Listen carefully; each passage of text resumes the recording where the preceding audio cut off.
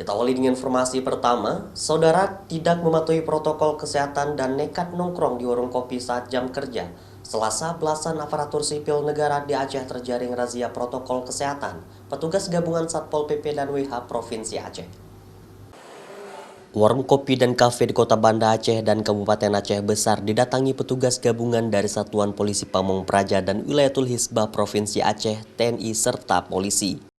Razia tersebut dilakukan sesuai dengan tindak lanjut dari Peraturan Gubernur Aceh Nomor 51 Tahun 2020 untuk menertibkan para pengunjung agar tetap menerapkan protokol kesehatan pencegahan COVID-19 seperti mencuci tangan, menjaga jarak, serta mengenakan masker. Dalam razia ini, petugas menemukan belasan pegawai negeri sipil dan kontrak yang sedang nongkrong di warung kopi pada saat jam kerja. Dan petugas langsung mendata identitas serta akan dilakukan pembinaan di kantor Satpol PP dan WH Aceh. Sementara bagi pemilik usaha yang tidak mematuhi protokol kesehatan, akan dilakukan sanksi tegas mulai dari administrasi hingga pencabutan izin usahanya. Kita melakukan penegakan protokol kesehatan di wilayah Banda Aceh dan Aceh Besar.